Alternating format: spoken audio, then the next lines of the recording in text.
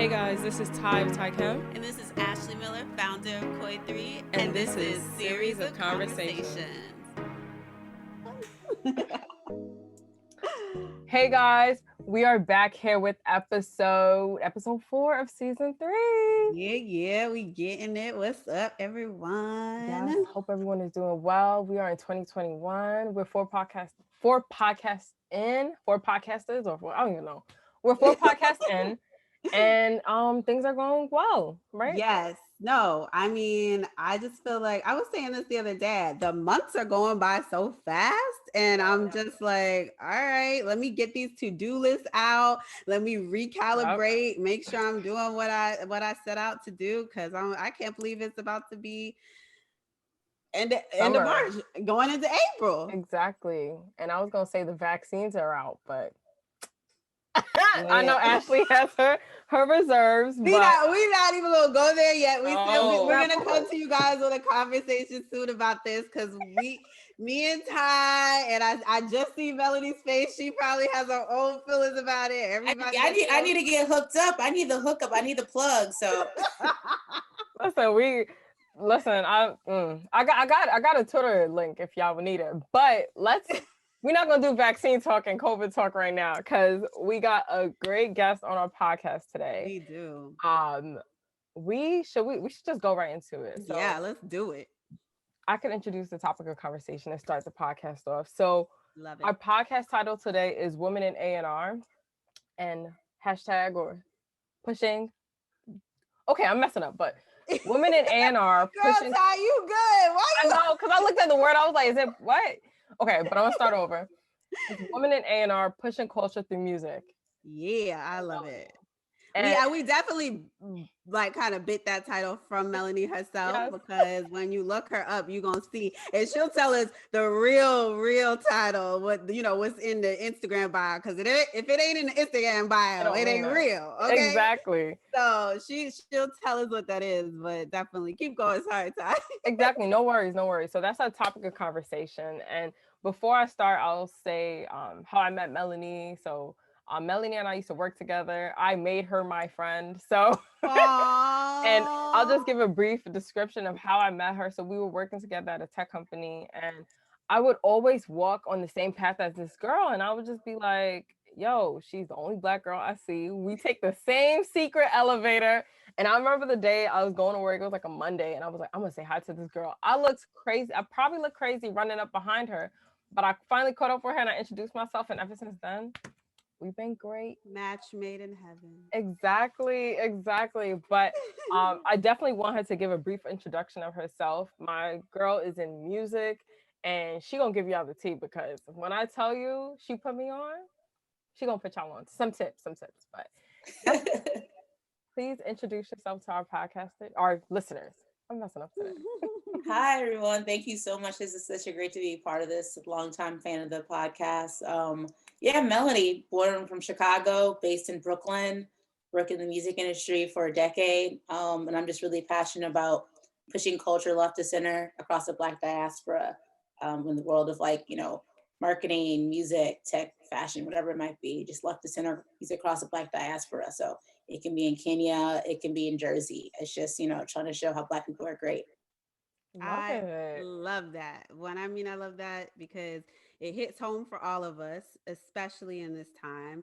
I think, some people may see it as kind of trendy right now, and I refuse to believe that it's a trendy thing. We are definitely breaking in and not taking no prisoners. We're like, this is ours and we're going to claim it. So I love you even having that type of mission and staying steadfast with it.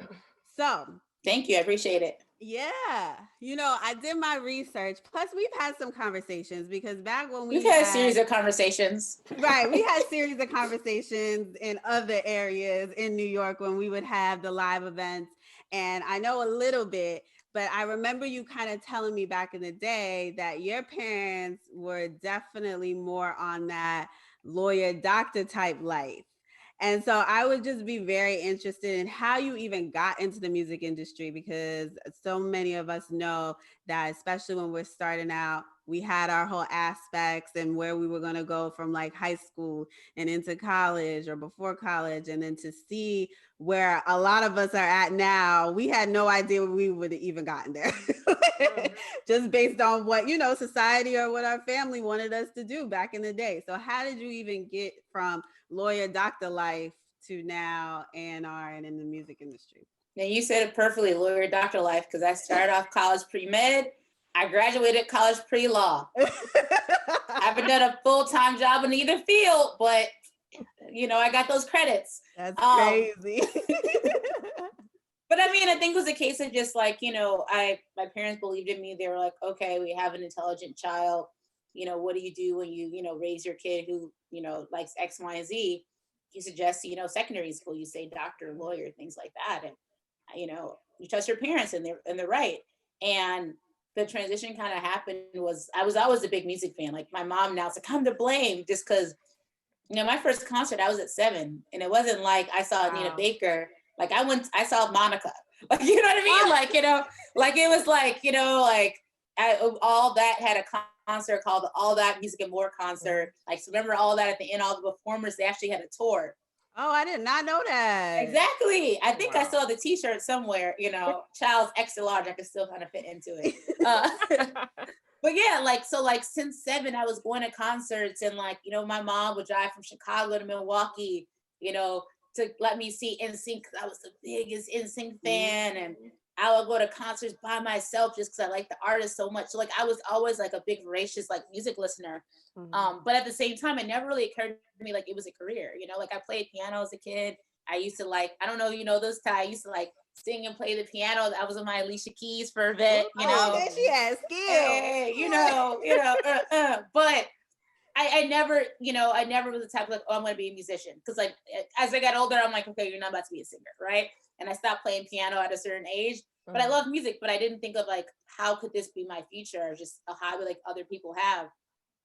And when I was in college, I think it's like a testament of like, do what you love, do what you do for free. So I started making my own blog, and I write about artists who are from my hometown in Chicago.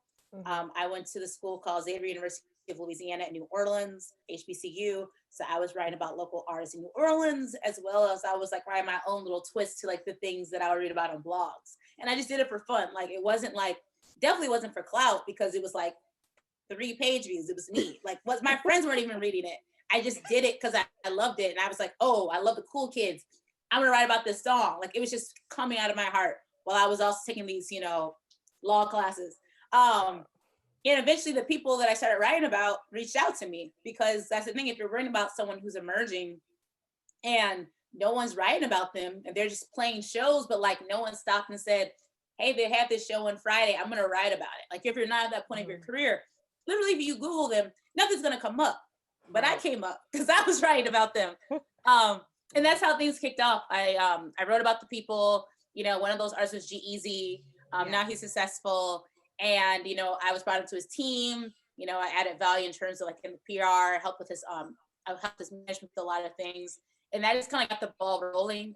And by the time I was a year or so into it, I was like, when I graduate college, I'm just going to try to get a job in music. Like I'm seeing progression with him. I know that partially I'm helping at that value. Let's see how far I can take this. And a decade of years in it, we're this far. So I'm glad I listened to myself.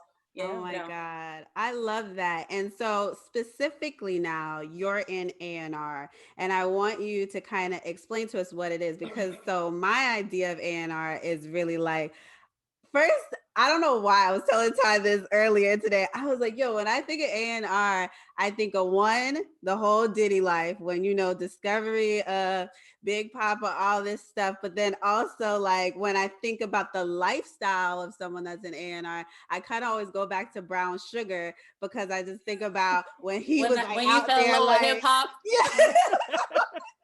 And then he signed into 101, whatever they were, Dalmatians, whatever. And the hip hop Dalmatians. Yeah, and I was like, this is a lot.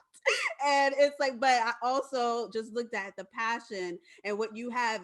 That's something very, you have to be passionate in that industry to be able to like like people like me, I love a hit, or when I find a song that's popular and then I love it, I'm listening to it all the time. But you have to have an ear to hear it when no one else is listening to them, when they are not famous, when no one knows who the hell they are. You got to be like, I see something different. So just kind of explain to us what specifically is A&R, even telling us what A and R stands for, and like how you got into that specifically. What A&R stands for, artist and repertoire. Yeah. But essentially, I mean, like I work in the publishing side of it. So, you know, you have record labels and then you have publishing companies. So, you know, I'm not the one I find this artist and, you know, they don't got a haircut and blah, blah, blah. And I'm like, okay, I'm going to turn you into Cinderella. You know, that's not me. You know? Okay. Like, I'm not the one who like gets him a stylist and make them have music videos like Doja Cat. Like, that's not me. That's not my ministry. I'm in the publishing side for A&R, which is a little different because, you know, I say the biggest thing is, you know, when you sign to a record label, it's like, okay, what's your new hit, right? And it comes out and you hope it does well. And publishing is like your potential song might not have been a hit, but it was an amazing breakup song that she released in 2018. Or to be more specific, I have this artist named Kenneth Whalum, a singer-songwriter, Black saxophonist, and he put out a song years ago called "Might Not Be Okay." That if like legit, if it came out today, you would think it came out today because it's about, you know, your cop is, you know, you're on your knees on my chest, I can't breathe. Like, you know, it sounds like it seemed like it just came out, but it happened years ago because as the premise of the song is, things might not be okay. Things keep on happening, right? Yeah.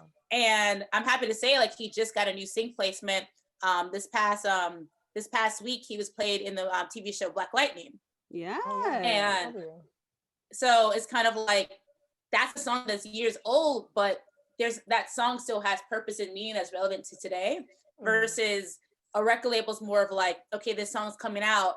Let's make sure we have get on new release Friday. Let's make sure, you know, we put out a music video. Let's make sure it gets nominated for an award.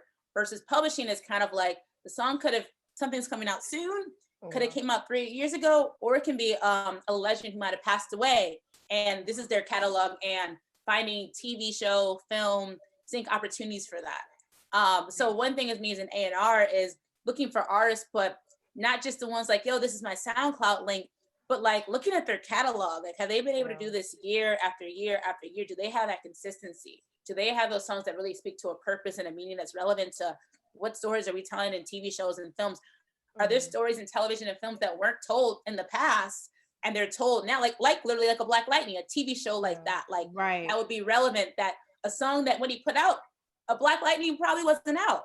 Yeah. But now it is. So now is a good fit for it. So that's one thing as an A&R, finding songs and looking at their catalog and finding that value of it and realizing it's not about, you know, newness. It's about like that artist, and then also prioritizing artists that, you know, write for themselves, produce for themselves, or as you said really well, have that distinctiveness to them so they can do a recording session with another musician. And, you know, as I say, add their special sauce to it. You know, it's kind of like, if you know about Kate Tronado, who's the first Black person to win like the electronic dance out of the Grammys last night, you know, it's kind of like, if you have an artist that's a musical peer to that person, right? And you know, it's like dancey, fun. If they collaborate with someone, it's going to have that energy. And someone else can be like, oh, I have beats, but they're not going to have that same housey, dancey appeal. So, you know, that artist is good for a publishing deal because you bring them to a studio session with a British artist from the UK or electronic artist from Ghana. They're going to be like, he's going to have something special that traditional hip hop or R&B producer can't provide. So that's what's going to make someone like me want to sign them. Nice. Well, noted to y'all out there then. Y'all can have them gems from back in the day and they can be popping now. Hey. It's true. I mean, it's about seeing value. You know what I mean? It's like, it's really about seeing value. No, and thank you for dropping the difference between like a record label and publishing company, because I know a lot of people probably sliding in your DMs like, Melanie, I'm putting this out really soon. And I'm like, that's cute. Like,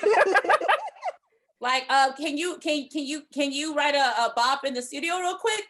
You know, do you have a song that's gonna do well in this Target ad? That's what I need. Like if you have your own solo career that's doing well, that's amazing. But it's kind of like the career trajectory are for artists that like are realizing there's multiple revenue streams. You know what I mean? It's a revenue stream and collaborating with someone else. And like, you know, if you might have saw Tiara Thomas on stage with her when she won, like, you know, she's an artist in her own right. I'm a fan, but also she's a songwriter standing next to her winning a Grammy, you know?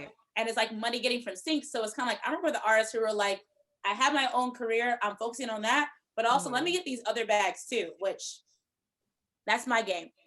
Love it. No, I definitely want to take a spin on things and turn to the social media aspect and side of things. I know how active you are. I'll start with Twitter, how active you were on there. And, you know, like even like finding new artists. I was talking to Ashley earlier about how you used to go to listening events and how things definitely changed. And kind of like, you know, your newfound popularity on Clubhouse. Gotta shout that out. BlurredLines. Oh, you popular on the Clubhouse now. What? Listen, even popping into, I think it was like one day, I think I was in bed and I saw it was like New Music Fridays with BlurredLines. And I was like, you know what, let me hop into this because I think Burna Boy had dropped a song with, what's his name? I forgot his name. But Burna Boy had dropped a song and I was like, let me hop in. And it's just so nice to know that during, not only during these times, but you can elevate yourself in your career as well as just elevate music through social media. So definitely give us some insight into how you utilize, you know, media, social media, to elevate yourself, to elevate, you know, the culture of music. Yeah. No, definitely. I mean, like all of us as digital natives, I think we've all really, you know, we learned how to swim really young in terms of like finding our community online. You know, you have your friends at school, you have your friends at church, you have your friends who's ride your bike with, but at the same time, a lot of us have our friends that we might have kind of met online. And for me, that was on Twitter, that was on Tumblr, you know, and now recently I've been doing that on platforms like Discord and Clubhouse. And as an A&R, I really kind of utilized it in the sense of like just following people who are doing things that I really respect and not looking at, okay, is this someone who, you know, has 20,000 followers? Do they have 10,000 followers? No, I don't care. You know, is this someone that, you know, I see eye to eye with, someone that is giving me insights to things that I don't know about, someone who's more knowledgeable about things. And I, for years and years and years, I've always followed those people no matter how big a platform they had, because that person might tie to a community that I don't know those people. And that person can be tied to a bunch of fire people who are in the Nigerian music scene and they don't have 10,000 followers, but at the same time, they can put me on and help me out and learn about things or connect me to things. So as an A&R, to reiterate, it's about like, you know, connecting to bloggers and using social media to do that. And through that, I'm learning about a lot of artists and, you know, meeting managers that way. And then specifically on Clubhouse, you know, I have 2 rooms. I have a club called BlurredLines that focuses on left of center music by Black artists from across the diaspora. And and we have 2 rooms. One's on Friday, as Ty referred to, called New Music Friday, and we talk about new releases. And I always say, like, yeah, I work in music, I'm blessed, but if you don't, like, this might be the only time that you can talk about, you know, a new Taiwo Savage song, or, you know,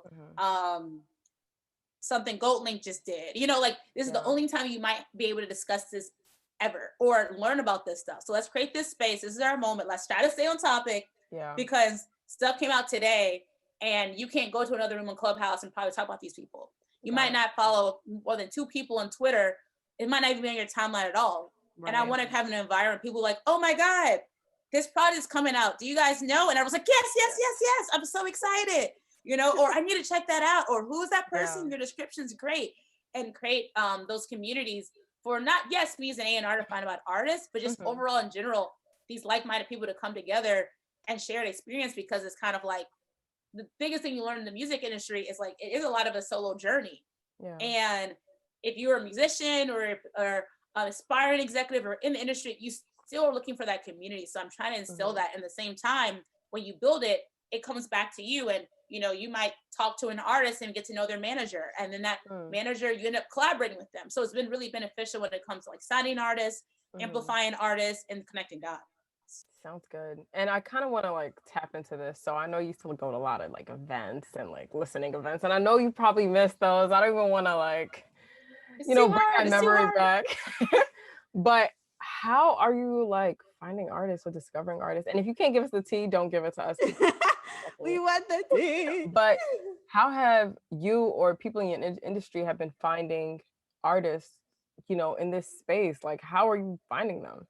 Yeah, and the one thing I'll admit, like when I go to shows, it's like when I go to your show, it's because I'm already a fan.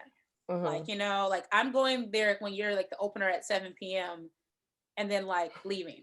Yeah. And then going to another show. You know, that's what I was doing before lockdown. So when it came to outside being closed, it really didn't stop the art discovery side of it.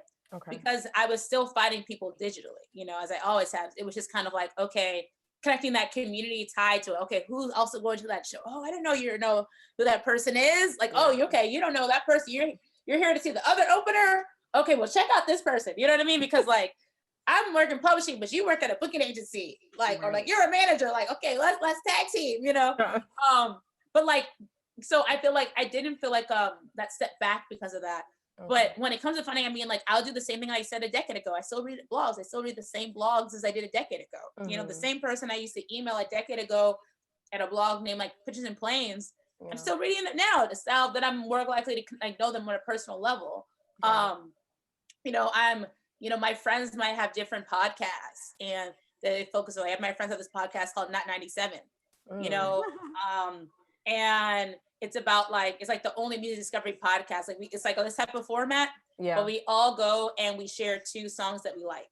I love that. And the person has to have less than a total of 10,000 social media followers.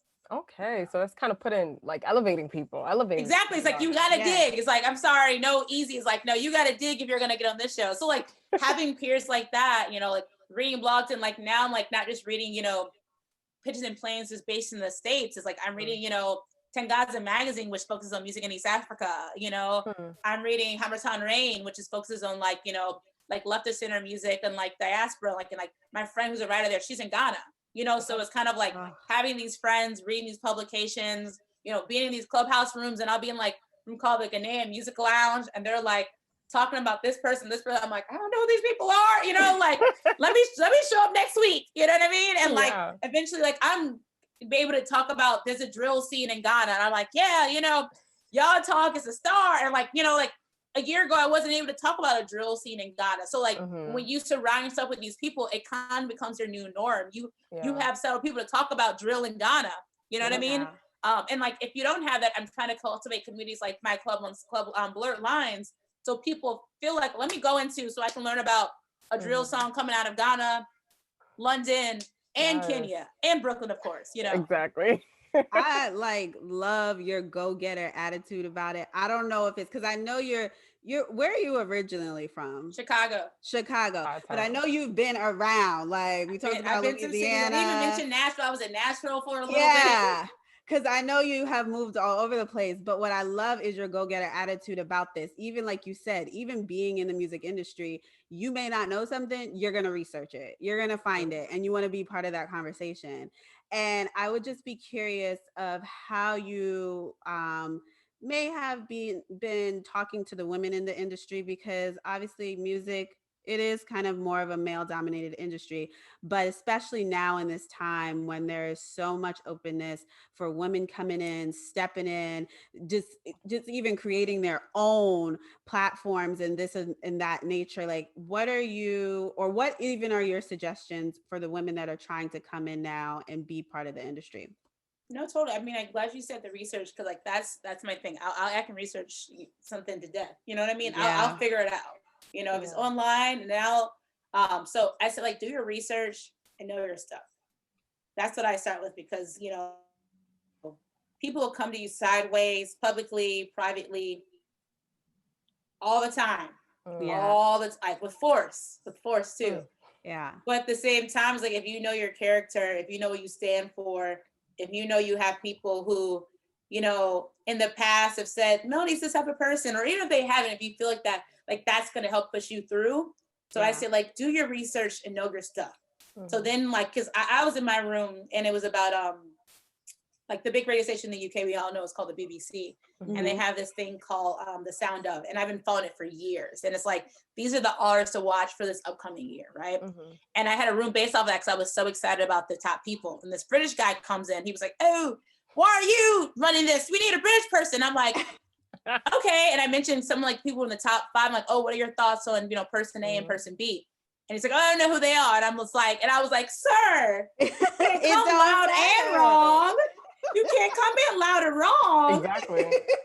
Now you can take a seat and listen, you know, but like, that's the thing. People will come, but I was like, I was able to say like, you know, I was could tell you these 5 people should have been the top 5 6 months ago before the list was even made. And when the list is made, I can tell you details about them. And I can say, oh, this person, she just switched a record label. That's probably why she got on the list and not in before, you know? So it's like, if you know your stuff. So I say for a woman, I just recommend that.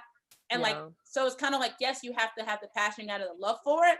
And like, yes, there's going to be other people who are not going to be as prepared and you're not going to know everything, but at least it's kind of like an armor.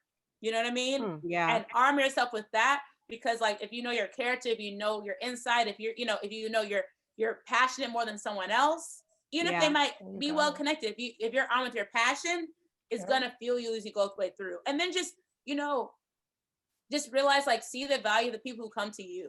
You know what I mean? Like, see the people who reach out to you, connect with you, you know, like realize that someone can reach out to you who might be a big executive and he's not trying to hire you.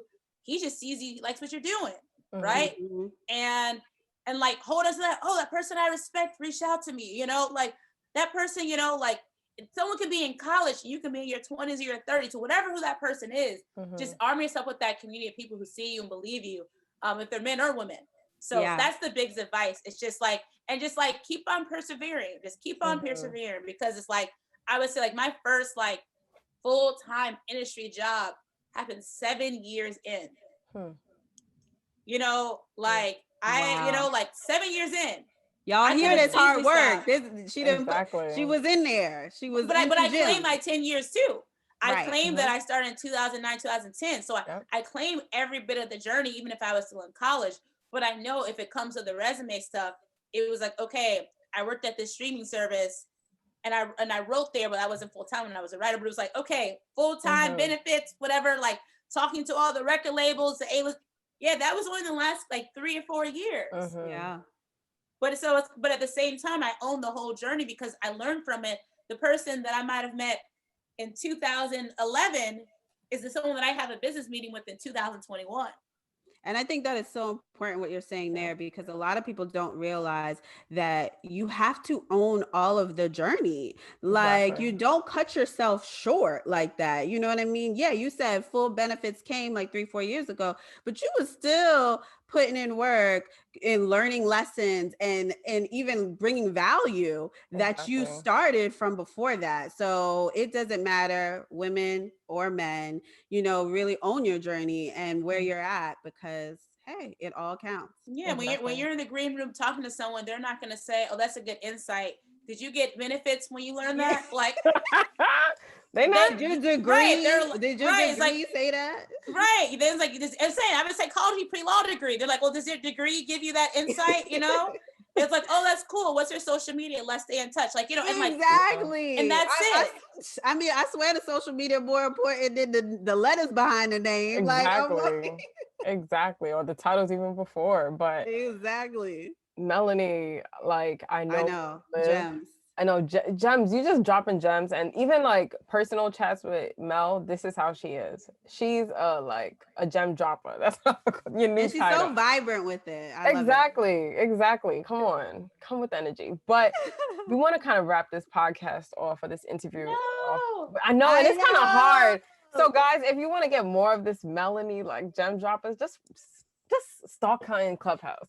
But that's if you can't get a personal line. But if you want a personal line, let me knock. Don't get me in trouble. Don't get me in trouble.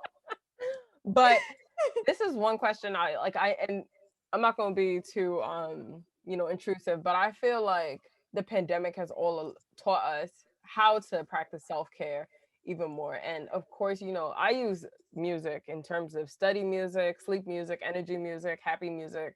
It's these playlists, you know, on YouTube, but I use them to definitely make me feel better. But overall, Melanie, how do you embrace self-care, and how do you even take care of yourself, you know, away from? Oh, good question. Yeah. I mean, I think it's acknowledging what makes you feel good. You know what I mean? Yeah. And like I think this stat, and like I joke around, it's like, okay, what I got really into avocado toast, sliced fruit, You know, like it's like the weirdest things, you know what I mean? Yeah. Buying random things like an air fryer and I got like, an air fryer too. You know, you love an air fryer of the little, you know, oil diffuser, you know. So I think it's just kind of like, you know, and I realized that for me, like self-care is to create boundaries, you know. So like, you know, like in a job like mine, I have a lot of people reaching out to me all day, you know, sometimes, you know, and I'm trying to be a giver, but at the same time, I'm like, not even if their energy was bad, but just kind of like, hey, if someone reaches out to me, I want this type of energy. And if they didn't reach out to me a certain way, not that they said anything wrong, it's just like, I'm just not going to reply. And then if our paths are crossed, we're going to pass our cross. And like setting boundaries. I think that was a big part of self-care that I really, really learned this year.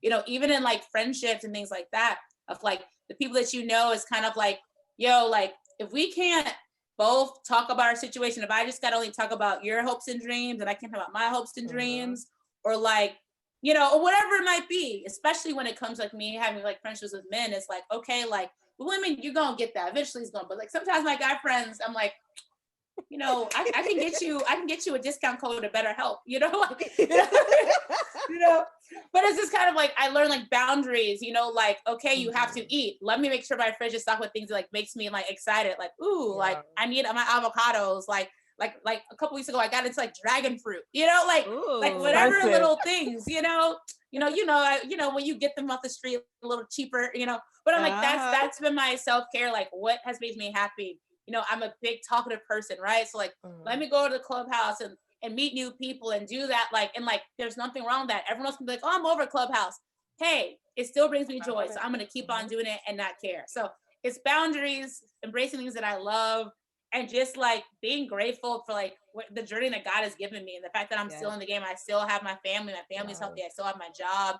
You know, I'm safe. So like, just feeling blessed every single day. Love it. Oh, Melanie.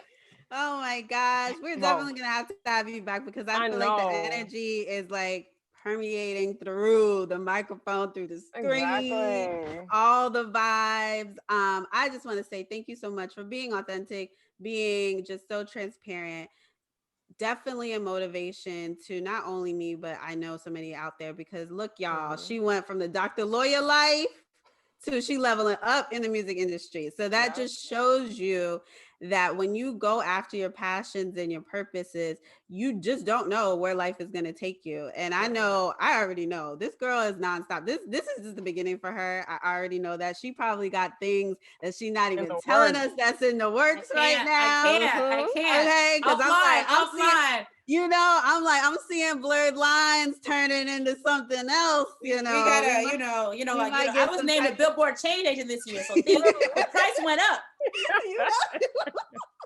I can see a little series coming or something like that. So I'm excited, but please tell everyone where they can reach out to you. I know the DMs are already flooded, but we got to do our part and let everybody know where to connect with you. So how can they connect with you, girl? Y'all a mess, but on Twitter and Instagram, my handle is Melanie, Melknee. Old name just because my name is Melanie, and as a kid, my family my cousins come and call me Melody, and I'm like, it's Melanie, like your knee. So that's why my Twitter and Instagram is Melknee. Also, if you're a lover of like, you know, just music, Black music from anywhere, any genre, come to my Clubhouse room, you know, every single Friday at 9 a.m. Eastern time, every single Saturday at 10 a.m. Eastern time. We try to make a good time zone. So, you know, so we can get the continent and Europe and all those spots, you know, all aligned. Sorry, LA. I know. You know, and if you want to know more about me, and if you go to my social media accounts, I have a link tree in my bio so you can see, you know, other podcasts and panels I did. You can check out the artists that I work personally with. I even have a link that says, what is it NFT? Because a lot of people want to know about NFTs, and I'm really passionate about NFTs. So nice. Check out my link tree. I feel like you'll get a good, and even I have 2 links to 2 of my playlists in there too. So check those out. Yeah, what Melanie's listening to.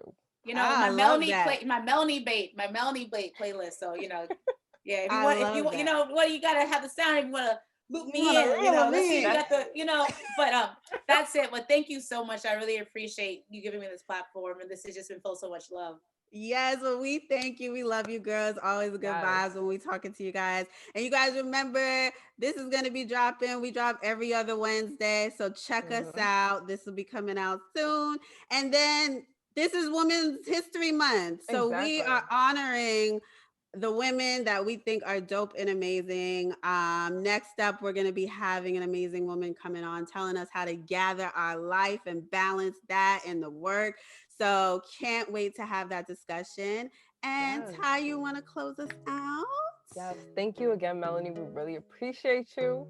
So we're going to close this out. You can follow us at Series of Conversations on Instagram. You can follow me at Taikem, Taikem.